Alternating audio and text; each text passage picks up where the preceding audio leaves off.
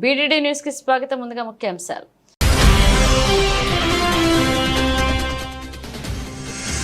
ఆయుష్ department లో ఆధ్వర్యంలో ప్రపంచ యోగా దినోత్సవం. ముఖ్య అతిథిగా హాజరైన మంత్రి దామోదర రాజనరసింహ యోగాన్ని ప్రతి ఒక్కరూ దినచర్యలో భాగం చేసుకోవాలని పిలుపు.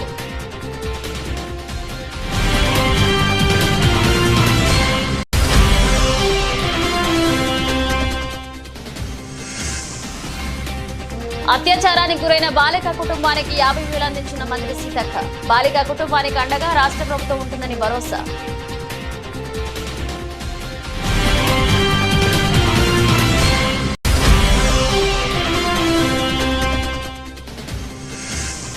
పసుపు బిళ్ళ తీసుకువెళ్లినా పనులు కాకపోతే అప్పుడు నేను రంగంలోకి దిగుతా. సోషల్ మీడియాలో హల్చల్ చేస్తున్న మంత్రి అచ్చెన్నాయుడు అధికారులకు ఇచ్చిన వార్నింగ్ వీడియో.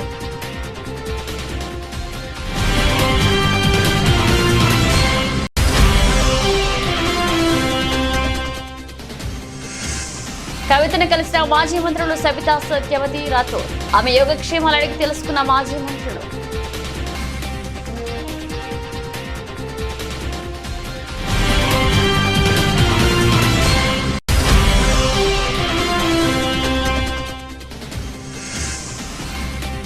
ఈవీఎం హ్యాకింగ్ ఎలా చేస్తారో నిరూపించేందుకు మాస్క్ కు అవకాశం ఇవ్వాలి. కేంద్ర ఎన్నికల సంఘం ఎలన్ మాస్క్ ను ఆహ్వానించాలని రాజమండ్రి ఎంపీ దగ్గుపాటి పురంధేశ్వరి.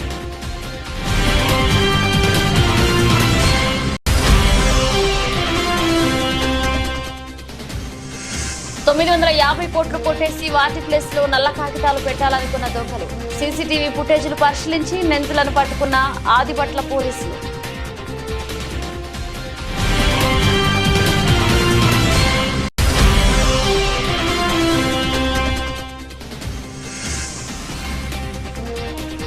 T20 ప్రపంచ కప్ 2024లో ముగిసిన లీగ్. జూన్ 19 నుంచి 25వ తేదీ వరకు సూపర్ 8 మ్యాచ్లు.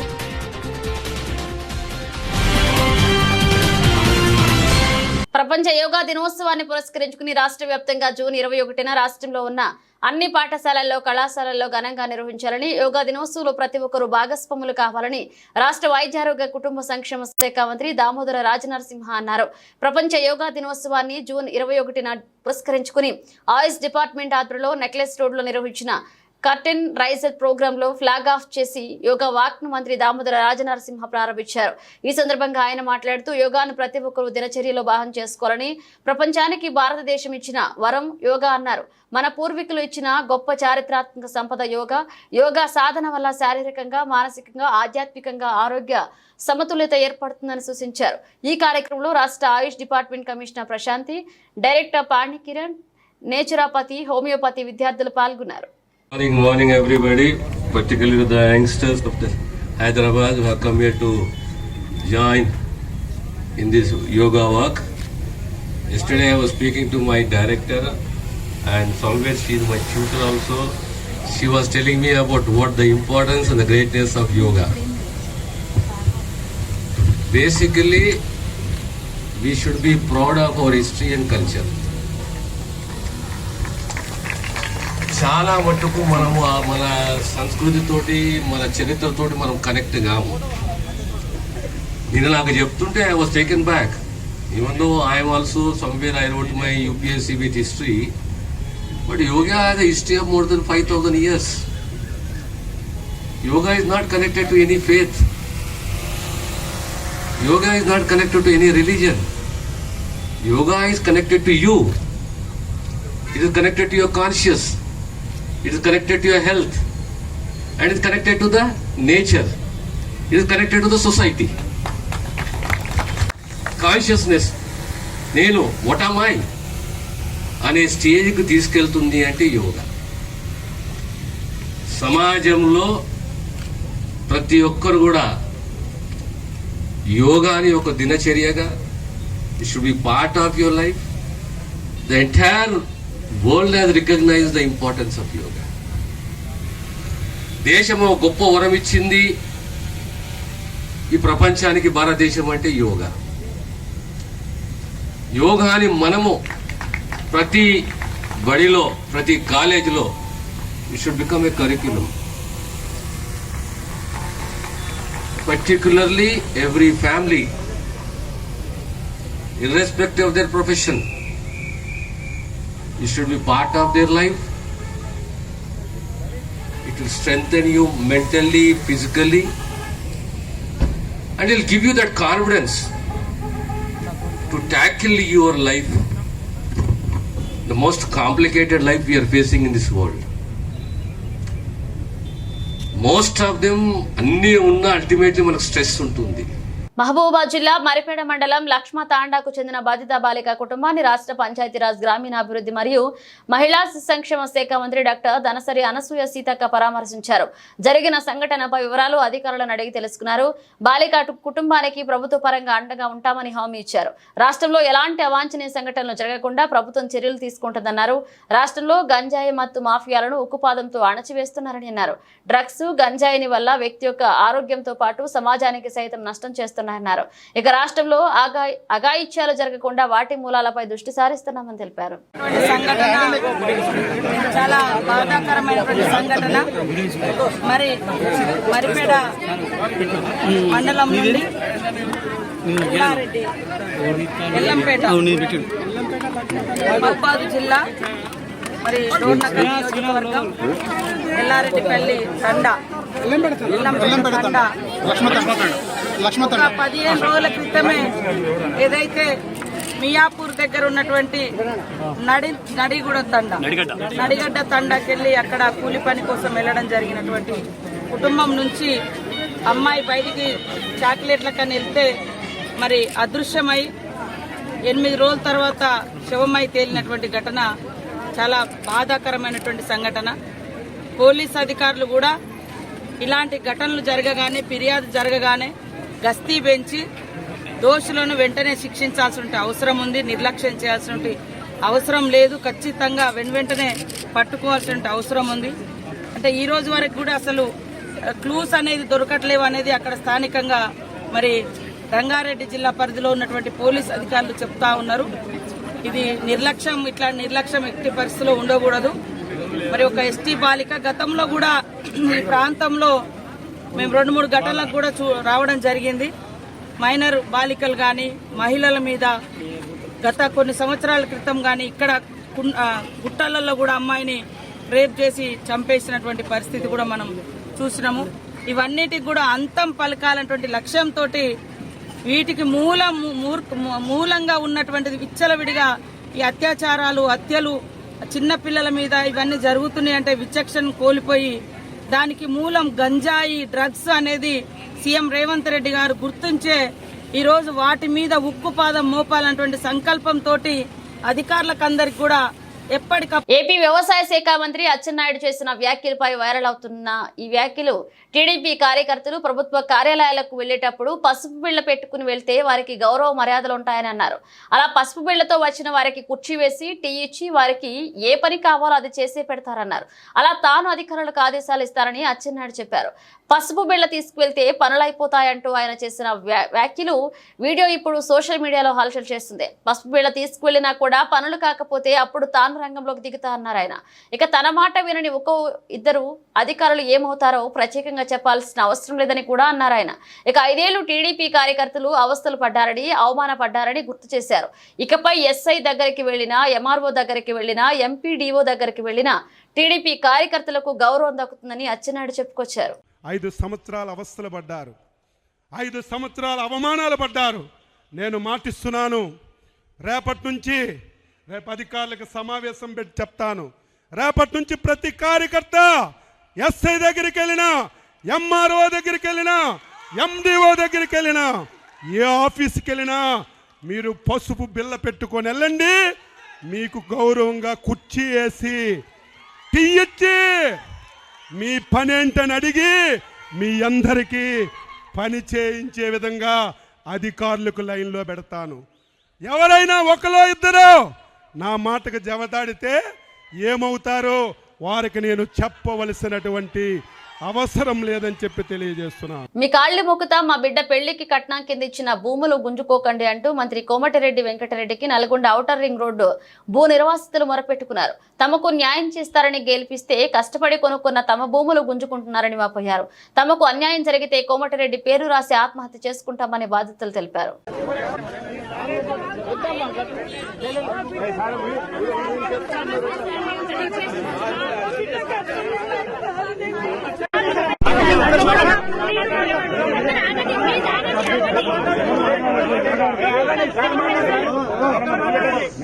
నా బిడ్డకి ఇచ్చిన ఎంత వస్తుందంటే మార్కెట్ వాళ్ళు 30 లక్షలు వస్తుందని అల్లుడికి చెప్పి నేను బిడ్డని ఇచ్చిన. చేసుకున్న తర్వాత ఇప్పుడు 2 నెలల నుంచి ప్రాబ్లం అనేది తెలిసింది. తెలియగానే ఇప్పుడు నువ్వు ఆ ప్లాట్ లేదు ఏం లేదు, నాకు 30 లక్షలు నువ్వు తీసుకొని రా అని నా బిడ్డ నా ఇంటికి పంపించిండు సారు. నేను ఏం చేయాలి? నా బిడ్డకి అది కట్నం ఇచ్చిన నేను చేతగాని పరిస్థితి, కష్టం చేసుకోలేని స్థితికి ఉన్నా నేను ఆత్మహత్య తప్ప నేను ఏం చేసుకోలేను. నా బిడ్డ ఏడుపు, నేను ఏడుపు, ఏం చేయాలో మాకు అర్థం కావట్లేదు. న్యాయం చేస్తారనే 2 నెలల నుంచి తిరుగుతున్నాము, ఎవరు ఏం పట్టించుకుంటలేరు మా బాధ. మాకేం చేస్తారో మాకు కోమటిరెడ్డి సారు మీ కాళ్ళ మీద కూడా పట్టయ్యాల. మమ్మల్ని పట్టించుకోకుండానే పోయిండా సారు, మాకు ఏదన్నా ఒకటి చెప్పలేదు. మాకేదో విధంగా న్యాయం చేయాలని కోరుకుంటున్నాం మేము, అంతే సారు. మా పేదలకు అన్యాయం చేయొద్దు, న్యాయం చేస్తారని మీకు గెలిపించుకున్నాము, మాకు అన్యాయం చేయొద్దు. మేము ఆత్మహత్య చేసుకుంటాం సార్, కోమటిరెడ్డి పేరు చెప్పి రాసి పెట్టి మరి ఆత్మహత్య చేసుకుంటాము. మాకు అన్యాయం అయితే జరుగుతుంది, మాకు న్యాయం చేయాలని కోరుకుంటున్నాం. మాకేదేమొద్దు, మా ప్లాట్లు మాకు ఉండాలి, మాకు ఇంకేమొద్దు సార్. మాకు ఇచ్చిన ప్లాట్లు మాకు ఉండాలి, మా ప్లాట్లంగా పోవద్దు, మేము నష్టపోవద్దు సార్, మాకు నష్టపోవద్దు. మీరు ఎక్కడైనా చేసుకోండి, ఆప్షన్ 3 అనేది ఒకటి రద్దు చేయండి. ఉన్నోళ్ళ దగ్గర తీసుకోండి సార్, మా కాడ తీసుకోకూరి, మమ్మల్ని అన్యాయం చేయకూరి. మీకు ఎక్కడన్నా అగ్రికల్చర్ భూములు ఉంటే అందులోకెళ్ళి తీసుకోరు సారు, మా కట్ట ప్లాట్లలో అన్యాయం చేయకూడదు సారు. ఆంధ్రప్రదేశ్ విద్యుత్ శాఖ మంత్రివర్యులు గొట్టిపాటి రవికుమార్ కు చిలకలూరిపేటలోని ఆయన నివాసం వద్ద పోలీసులు గౌరవ వందనాన్ని స్వీకరించారు.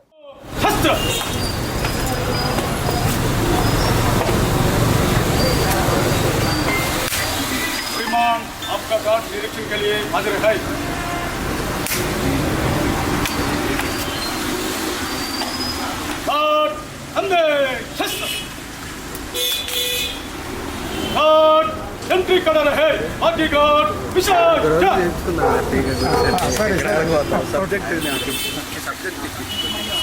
రంగారెడ్డి జిల్లా అబ్దుల్లాపురమిట్ మండలం బ్రాహ్మణపల్లికి చెందిన భోగిని జంగయ్య, మన్సూరాబాద్ కు చెందిన శేఖర్ రెడ్డి, ఎండి మహమూద్ ముగ్గురు కలిసి పథకం వేసి తుర్కయాంజల్ శ్రీరామ్ నగర్ నివాసం ఉండి ఓ చాక్లెట్ కంపెనీ యాజమాని తిరుమనత్తురై ఇంట్లో 950 కోట్ల నల్లధనం ఉందని ఓ వ్యక్తి ద్వారా తెలుసుకున్నారు. ఆ నల్లధనాన్ని ఎలాగైనా కొట్టేయాలని అంతా కలిసి పథకం వేసి నల్లధనం ప్లేస్ లో నల్ల కాగితాలు పెట్టడానికి అవి తీసుకుని ఈ నెల 10వ తేదీ అర్ధరాత్రి 1 గంటకు చాక్లెట్ కంపెనీ ఓనర్ ఇంట్లోకి ప్రవేశించి ప్రధాన ద్వారాన్ని ఆయుధాలతో ధ్వంసం చేసేందుకు ప్రయత్నిస్తుండగా శబ్దం రావడంతో యాజమాని తిరుమనత్తురై అప్రమత్తమై సీసీ కెమెరాలను పరిశీలించాడు. కొందరు ఇంట్లోకి వస్తున్నట్లుగా గుర్తించి 100కు కాల్ చేశాడు. ఇక పోలీసులు ఘటనా స్థలికి చేరుకునే లోపు నిందితులు అక్కడి నుంచి పరారయ్యారు. ఆదిబట్ల పోలీసులు కేసు నమోదు చేసుకుని సీసీ ఫుటేజ్ పరిశీలించి నిందితులను పట్టుకున్నారు. ఈ నెల 11వ తేదీ తిరుమనత్తురై అనే వ్యక్తి ఆదిబట్ల పోలీస్ స్టేషన్ శ్రీరామ్ నగర్ వాస్తవ్యులు ఆదిబట్ల పిఎస్ నుండి వచ్చి ఎర్లీ మార్నింగ్ 11th రోజు ఎర్లీ మార్నింగ్ 1:32 మధ్యలో కొంతమంది వ్యక్తులు తన ఇంటిలోకి ప్రవేశించి వాచ్మెన్ తర్వాత అతని కంపెనీలో వర్క్ చేస్తున్నటువంటి ఒక వ్యక్తిని తాళ్లతో బంధించి కొట్టి వాళ్ళ దగ్గర నుంచి మొబైల్ ఫోన్ లాక్కొని మెయిన్ డోర్ ని బ్రేక్ చేసి దోపిడీ చేయాలని ఒక ఉద్దేశంతో సీసీటీవీలను కూడా డ్యామేజ్ చేసి ఇలాంటి ప్రయత్నం చేశారని చెప్పేసి ఆదిబట్ల పోలీస్ స్టేషన్ లో మనకి ఫిర్యాదు ఇవ్వగా ఇమీడియట్ గా మనం అది ఒక కేసు రిజిస్టర్ చేసి సెక్షన్స్ 395, 342లో ఒక కేసు రిజిస్టర్ చేయడం జరిగింది. తర్వాత అక్కడ ఉన్నటువంటి క్లూస్ ఆధారంగా దాని యొక్క గ్రావిటీని తెలుసుకుని ఇమీడియట్ గా ఎస్హెచ్ఓ ఆదిబట్ల రాఘవేందర్ రెడ్డితో ఒక క్రైమ్ టీమ్ ని ఎస్ఐ కృష్ణ దీన్ని ఇమీడియట్ గా ఏర్పాటు చేసి దీని మీద మళ్ళీ క్రైమ్ ట్రాకింగ్ అనేది ఒకటి చేయడం జరిగింది. ఇందులో మనకి ఉన్నటువంటి క్లూస్ ఆధారంగా ఈ రోజు చింతలకుంట కేఎస్ బేకరీ మనసిలిపురం లిమిట్స్ లో మళ్లీ సమావేశమైనటువంటి ఈ అఫెండర్స్ ని మొదటగా 17 మంది వ్యక్తుల్ని మనం ఈ బేకరీ నందు ఈ రోజు అప్రహెండ్ చేయడం జరిగింది. మెదక్ జిల్లా రామాయంపేట మండలం కేంద్రంలో కాంగ్రెస్ పార్టీ టీపీసీసీ రాష్ట్ర ప్రధాన కార్యదర్శి చౌదరి సుప్రభాత్ రావు మీడియా సమావేశాన్ని నిర్వహించారు. మెదక్ జిల్లా కేంద్రంలో జరిగిన అల్లర్ల దురదృష్టకరమని ఆయన అన్నారు. కొందరు కావాలనే అల్లర్లు సృష్టించారని ఆరోపించారు. గత 40 సంవత్సరాలుగా నియోజకవర్గంలో ఎలాంటి గొడవలు లేవని, హిందూ ముస్లింలు స్నేహభావంతో ఉన్నారని అన్నారు. కానీ కొంతమంది ఈ మధ్య బీజేపీలో చేరిన నాయకులు రెచ్చగొట్టే మాటలు మాట్లాడుతున్నారని ఆరోపించారు. మెదక్ ఎమ్మెల్యే మైనంపల్లె రోహిత్ రావు, మైనంపల్లె హనుమంతరావుపై పంజాబ్ విజయ్ కుమార్ చేసిన వ్యాఖ్యలను వెనక్కి తీసుకోవాలని డిమాండ్ చేశారు. ఎందుకంటే మెదక్ అసెంబ్లీ నియోజకవర్గంలో అన్ని పట్టణాల్లో ప్రశాంత వాతావరణంతో ప్రజలు జీవిస్తుంటారు. ఇప్పుడు కూడా ముఖ్యంగా కాంగ్రెస్ పార్టీ ఎప్పుడు కూడా ప్రశాంతతను, ప్రేమతత్వాన్ని బోధిస్తుంది తప్పితే ఏ కులానికో, ఏ మతానికో, ఏ వర్గానికో కొమ్ము కాసే పార్టీ కాదు. కాంగ్రెస్ పార్టీ నాయకత్వం ఎప్పుడైనా ప్రజలంతా సుఖ సంతోషాలతో, ప్రేమతో జీవించాలి, పరస్పరం ప్రతి మతాన్ని గౌరవించుకుంటూ జీవించాలి. ఈ దేశ సమగ్రతను, సామరస్యతను కాపాడాలని కోరుకునే ఏకైక పార్టీ ఈ దేశంలో ఉందంటే కాంగ్రెస్ పార్టీ మాత్రమే. కాంగ్రెస్ పార్టీ నాయకులు ఎప్పుడు ఎవరిని ద్వేషించరు. ద్వేషానికే పూర్తి వ్యతిరేకం కాంగ్రెస్ పార్టీ, ద్వేషించడానికి. అటువంటి పార్టీ నాయకుల మీద పనికిరాని ఆరోపణలు చేస్తూ కొంతమంది బీజేపీలో నిన్నమొన్న చేరిన నాయకులు, బీజేపీ పార్టీ నాయకులు, ఈ నియోజకవర్గంలో బీజేపీలో ఉన్న కార్యకర్తల నాయకులు కూడా సాధ్యమైనంత వరకు 99% మంచి వాళ్ళే ఉన్నారు. అందులో కూడా అటు ఎంఐఎంలో మెదక్లో కూడా ఉంటే వాళ్ళు కూడా మంచి వాళ్ళే ఉన్నారు. అందులో కూడా ఎక్కడ కూడా ఘర్షణ వాతావరణం ఈ మెదక్ నియోజకవర్గంలో ఎక్కడ లేదు. గత 40 సంవత్సరాలుగా కాంగ్రెస్ పార్టీ నాయకులు మేమందరం ఉన్నాం. ఎక్కడ కూడా చిన్న సంఘటన జరిగిన, మన నియోజకవర్గంలో జరిగిన సంఘటన లేదు. కానీ అందులో నిన్నమొన్న చేరిన కొంతమంది నాయకులు, ఎన్నికల ముందు చేరిన నాయకులు వ్యక్తిగతంగా మైనంపల్లి రోహిత్ రావు గారిని, మైనంపల్లి హనుమంతరావు గారిని, ఆ కుటుంబాన్ని కించపరుస్తూ మాట్లాడిన పంజాబ్ విజయ్ మాట్లాడిన మాటలను వెంటనే వెనక్కి తీసుకోవాలి. ఆయన మాట్లాడిన ప్రతి మాటను తీవ్రంగా ఖండిస్తున్నాం. ఎన్నికల ముందు నీకు వాళ్ళకి ఏదైనా వ్యక్తిగతంగా ఎన్నికల్లో మీరు పోరాడినప్పుడు విమర్శించుకోవచ్చు. ఎక్కడ మల్కాజ్గిరి నియోజకవర్గంలో ఎన్నడూ కూడా మత కలహాలు జరగలేదు. అది ఫస్ట్ ఎంక్వైరీ తెలుసుకొని మాట. రంగారెడ్డి జిల్లా అబ్దుల్లాపురమేట్ మండలం కుంట్లూరు రెవెన్యూ పరిధిలోని సర్వే నంబర్ 215 నుండి 224 గల భూదాన్ భూమిలో నిరుపేదలు గుడిసెలు వేసుకున్న గుడిసెలను పోలీసులు, రెవెన్యూ అధికారులు తొలగించే ప్రయత్నాలను నిలువరించటకు కోసం పేదలకు పట్టాలనివ్వాలని సిపిఐ జాతీయ కార్యవర్గ సభ్యులు చాడా వెంకటరెడ్డి, సిపిఐ రాష్ట్ర కార్యదర్శి వర్గ సభ్యులు ఈటీ నరసింహ, సిపిఐ రాష్ట్ర కార్యవర్గ సభ్యులు రవీంద్రాచారి, సిపిఐ రాష్ట్ర సమితి సభ్యులు ముత్యాల యాదిరెడ్డి, సిపిఐ రంగారెడ్డి జిల్లా కార్యవర్గ సభ్యులు సమ్మిడి శేఖర్ రెడ్డిలు రాష్ట్ర రెవెన్యూ శాఖ మంత్రి పొంగులేటి శ్రీనివాస్ రెడ్డికి వినతి పత్రాన్ని సమర్పించారు. జిల్లా అబ్దుల్పూర్మేట్ మండలం గుంటూరు రెవెన్యూ గ్రామంలో శివార్లో 215 నుంచి 24 వరకు సర్వే నెంబర్ దాదాపు 100 ఎకరాల భూములు, భూదానికి భూమి. ఇంటి భూములపైన రియల్ ఎస్టేట్ వ్యాపారం కన్నేసి ఆక్రమించడానికి ప్రయత్నించినప్పుడు ఆ ప్రాంతంలో ఉండేటువంటి కూలినాలు చేసుకుని బతికేటువంటి రికార్డు కొట్టాడేటువంటి ఎస్సీ, బీసీ, బలహీన వర్గాలు, మైనార్టీలు, పేదవాళ్ళంతా కూడా కలిసి అప్పుడు టీఆర్ఎస్ గవర్నమెంట్లో డబుల్ బెడ్రూమ్ రాకపోతే మాకు పక్కా ఇళ్ళన్నా మరి కావాలని చెప్పేసి దాని కొరకు ఇళ్ల స్థలాలు కావాలని దానిపైన పెద్ద ఎత్తున మరి పోరాటం చేసి అక్కడ గుడిసెలు వేసుకొని దాదాపుగా 2-3 సంవత్సరాల నుంచి నివసిస్తున్నాం. ఈ మధ్య రియల్ ఎస్టేట్ వ్యాపారులు ఏదో రకంగా తప్పుతో పట్టించి రకరకాల పద్ధతులను హెచ్చరికలు చేస్తూ రెవెన్యూ అధికారులతో మరి వాళ్ళతో మాట్లాడుకొని రాలుచి పడి వాళ్ళని ఉపయోగించుకొని పోలీసుల ద్వారా గుడిసెలు ఖాళీ చేయడానికి ప్రయత్నించడం దుర్మార్గమైన చర్యగా, ఏమైనా చర్యగా మేము ఖండిస్తున్నాం. ఈ మరి భూదానికి భూమి మీద నిజంగా రెవెన్యూ అధికారులకు ఇలాంటివి లేదు. అది భూదానికి భూమి అంటే పేదోళ్ళకి పంచాల్సిన అవసరం ఉంది, పేదోళ్ళకి చెందాల్సిన అవసరం ఉంది. కాబట్టి ఎట్టి పరిస్థితుల్లో రియల్ ఎస్టేట్ వ్యాపారుల ఆదరణ సగన్యం, రెవెన్యూ అధికారులు కూడా మరి చట్టపరంగా ఆలోచించాలా. అది ఇప్పుడే అందుకనే రెవెన్యూ మినిస్టర్ అయినటువంటి శ్రీ పొంగులేటి శ్రీనివాస్ రెడ్డి గారు కలిసి ప్రాతినిధ్యం చేయడం జరిగింది. వారు కూడా ఏదైతుందో సానుకూలంగా స్పందిస్తామని చెప్పారు. ఇంకా భూదానికి మూలకు అవసరం అనుకుంటే మేము ఫినిషింగ్ కూడా వేసి కాపాడుతామని చెప్పి కూడా అన్నారు. కాబట్టి చాలా సంతోషం. ఏదైనా తక్షణమే పొంగులేటి శ్రీనివాస్ రెడ్డి గారు స్పందించి ఆ గుడిసెలను గుడిసెవాసులకు అందరికీ పట్టా సర్టిఫికేట్ ఇప్పించి పక్కా ఇల్లు కట్టియాలని చెప్పి ప్రభుత్వాన్ని కోరుతున్నాం. జనగామ జిల్లా బచ్చన్నపేట గుడిసె కేంద్రాన్ని గత 2 రోజులుగా పోలీసులు చుట్టుముట్టారు. గుడిసెలు ధ్వంసం చేసేందుకు ప్రయత్నిస్తున్నారు. ఈ చర్యలను సిపిఐ తీవ్రంగా ఖండిస్తుంది. రాష్ట్రంలో 19 జిల్లాల్లో 69 పోరాట కేంద్రాల నాయకులు సమావేశం ఈ రోజు హైదరాబాద్ లో టీ సాగర్ అధ్యక్షతన జరిగింది.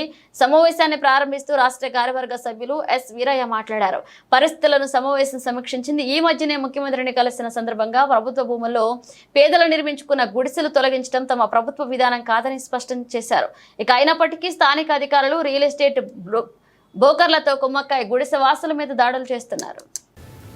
గత 2 రోజులుగా జనగామ జిల్లా బచ్చన్నపేటలో ప్రభుత్వ భూములలో గుడిసెలు వేసుకున్నటువంటి పేదలను పెద్ద ఎత్తున పోలీసులు చుట్టుముట్టారు. ఆ గుడిసెలను ధ్వంసం చేస్తామని బెదిరిస్తున్నారు. ఇది అన్యాయం. ప్రభుత్వం చెప్పినటువంటి మాటలకు పోలీసులు చేస్తున్నటువంటి పనికి పొంతన లేకుండా ఉన్నది. ఈ మధ్యనే రాష్ట్ర ముఖ్యమంత్రి రేవంత్ రెడ్డి గారిని సిపిఐఎం రాష్ట్ర నాయకత్వ బృందం కలిసినప్పుడు వారు స్పష్టంగా చెప్పారు, ప్రభుత్వ భూములలో గుడిసెలు వేసుకున్న పేదలను తొలగించడం మా విధానం కాదన్నారు. మరి తమ విధానం కానప్పుడు మరి బచ్చన్నపేటలో పోలీసులు ఇట్లా ఎందుకు చుట్టుముడుతున్నారు?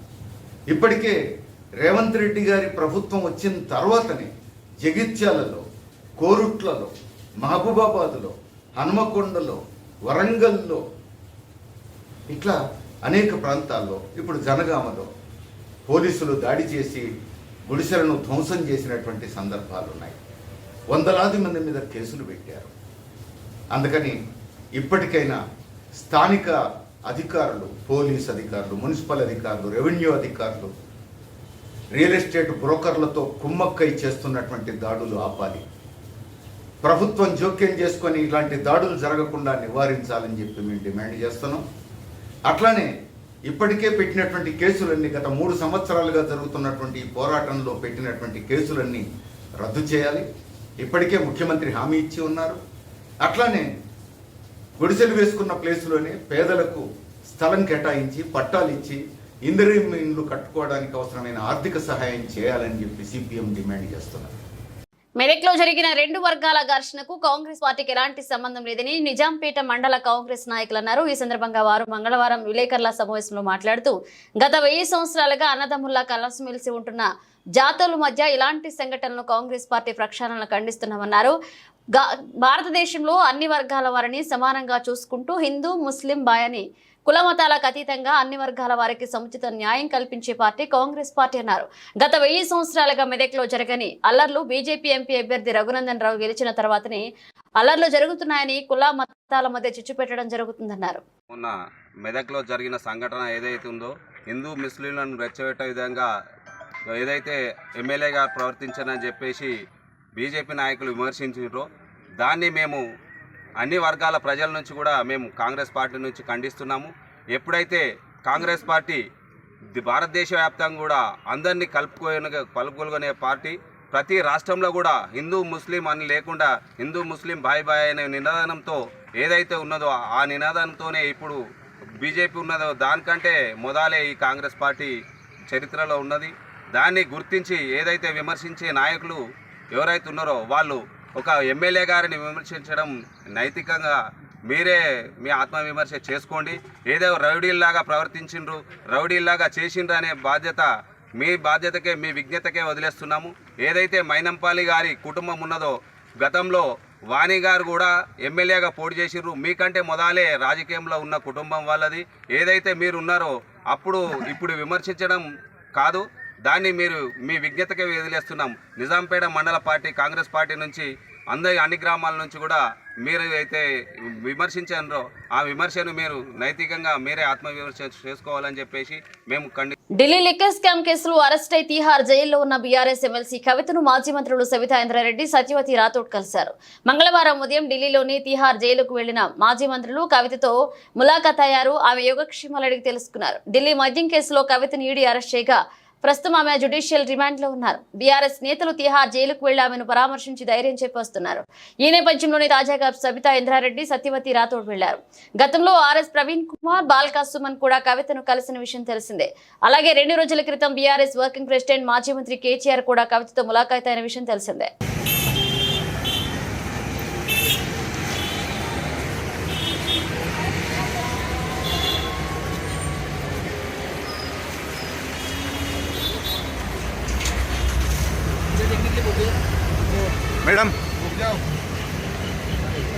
ఈవీఎంల వాడకాన్ని ప్రపంచ దేశాలు బహిష్కరించాలని, కొంతమేర ఈవీఎంలను హ్యాకింగ్ చేసే అవకాశం ఉందని, మనుషులు కానీ ఏఐ టూల్స్తో కానీ ఈవీఎంల హ్యాకింగ్ అసాధ్యమేమీ కాదని ఎలన్ మస్క్ చేసిన వ్యాఖ్యలు భారత్లో దుమారం రేపుతున్నాయి. మాస్క్ వ్యాఖ్యలను విపక్షాలు ఓ ఆయుధంగా మలుచుకునే ప్రయత్నం చేస్తున్నాయి. భారత్లో ఈవీఎంలు బ్లాక్ బాక్స్ వంటివి, వాటిని కనీసం పరిశీలించేందుకు కూడా ఎవరిని అనుమతించరని రాహుల్ గాంధీ వ్యాఖ్యానించారు.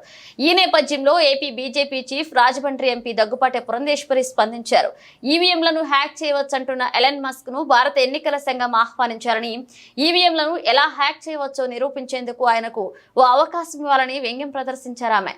ఈవీఎంలపై పరిశోధనలకు ఎన్నికల సంఘం చాలా మందికి అవకాశం ఇచ్చిందని, కానీ ఎవ్వరూ హ్యాక్ చేయలేకపోయారని పురంధేశ్వరి స్పష్టం చేశారు.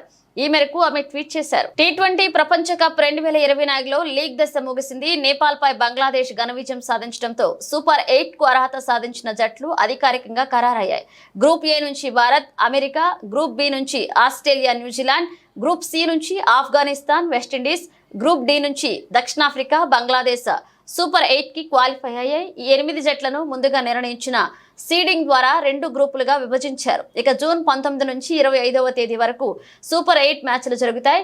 గ్రూప్ 1లో భారత్, ఆస్ట్రేలియా, ఆఫ్ఘనిస్తాన్, బంగ్లాదేశ్ ఉన్నాయి. ఇక గ్రూప్ 2లో దక్షిణాఫ్రికా, వెస్టిండీస్, అమెరికా, ఇంగ్లాండ్ నిలిచాయి. ఇక సూపర్ 8లో రోహిత్ సేన 3 మ్యాచ్లు ఆడనుంది. జూన్ 20న బార్బడోస్లో ఆఫ్ఘనిస్తాన్తో, జూన్ 22న ఆంటిగ్వాలో బంగ్లాదేశ్తో, జూన్ 24న సెయింట్ లూసియాలో ఆస్ట్రేలియా జట్టుతో తలపడుతుంది. ఇక టీమిండియా మ్యాచ్లన్నీ భారత కాలమానం ప్రకారం రాత్రి 8 గంటలకు మొదలవుతాయి. ఐకాన్ స్టార్ అల్లు అర్జున్ దర్శకుడు సుకుమార్ కాంబినేషన్ లో వస్తున్న చిత్రం పుష్ప 2. ఈ సినిమా కొత్త రిలీజ్ డేట్ ను చిత్ర బృందం నేడు ప్రకటించనుంది. డిసెంబర్ 6న వరల్డ్ వైడ్ గ్రాండ్ రిలీజ్ అవుతుందని వెల్లడించింది. ఈ మేరకు hero Allu Arjun release date poster ను సోషల్ మీడియాలో పంచుకున్నారు. తలకు కట్టు, చేతిలో సుమరాయ్ ఖడ్గం పట్టుకున్న అల్లు అర్జున్ ను ఈ పోస్టర్ లో చూడొచ్చు. అల్లు అర్జున్, రష్మిక మందన జంటగా సుకుమార్ దర్శకత్వంలో వచ్చిన పుష్ప చిత్రం ఎంత పెద్ద హిట్ అయిందో ప్రత్యేకంగా చెప్పనక్కర్లేదు. దాంతో పుష్ప 2 పై భారీ అంచనాలు నెలకొన్నాయి. ఇప్పటికే ఈ సినిమా నుంచి వచ్చిన పాటలకు, టీజర్లకు విశేషమైన స్పందన లభించింది. వాస్తవానికి పుష్ప 2 చిత్రాన్ని ఆగస్టు 15న విడుదల చేయాలని చిత్ర బృందం భావించింది. అయితే అదే రోజున రామ్ పోతినేని డబుల్ ఇస్మార్ట్ రిలీజ్ అవుతుంది. దాంతో పాటే మరికొన్ని బాలీవుడ్ చిత్రాలు కూడా అదే రోజున ప్రేక్షకుల ముందుకు వస్తున్నాయి. అందువల్లే పుష్ప 2 రిలీజ్ డేట్ వాయిదా పడినట్లుగా టాక్ వినిపిస్తోంది. బులెటిన్ ముగించే ముందు హెడ్లైన్స్ మరోసారి.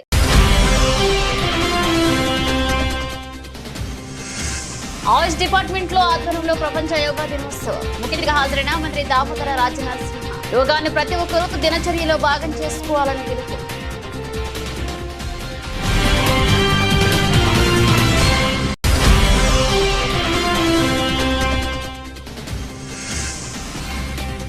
అత్యాచారానికి గురైన బాలిక కుటుంబానికి 50,000 అందించిన మంత్రి సీతక్క. బాలిక కుటుంబానికి అండగా రాష్ట్ర ప్రభుత్వం ఉంటుందని భరోసా.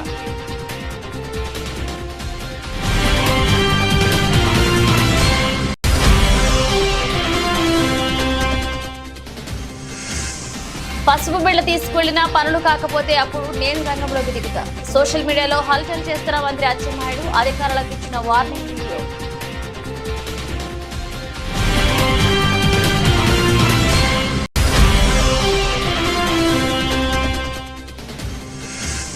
కవితను కలిసిన మాజీ మంత్రులు సబితా సత్యవతి రాథోడ్. ఆమె యోగక్షేమాలు అడిగి తెలుసుకున్న మాజీ మంత్రులు.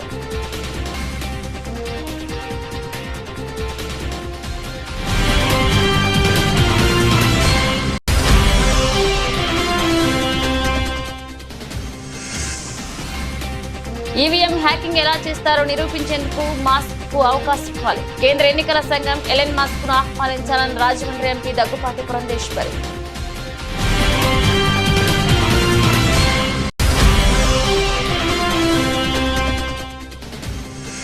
950 కోట్లు కొట్టేసి వాటి ప్లేస్ లో నల్ల కాగితాలు పెట్టాలనుకున్న దొంగలు. సీసీటీవీ ఫుటేజీలు పరిశీలించి నిందితులను పట్టుకున్న ఆదిపట్ల పోలీసులు.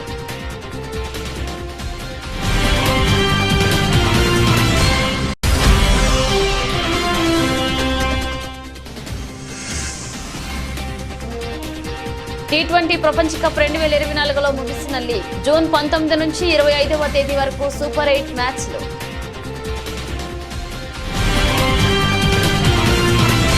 ఇవి ఇప్పుడు ఒక అప్డేట్స్, మరిన్ని అప్డేట్స్ తో మళ్ళీ కలుద్దాం.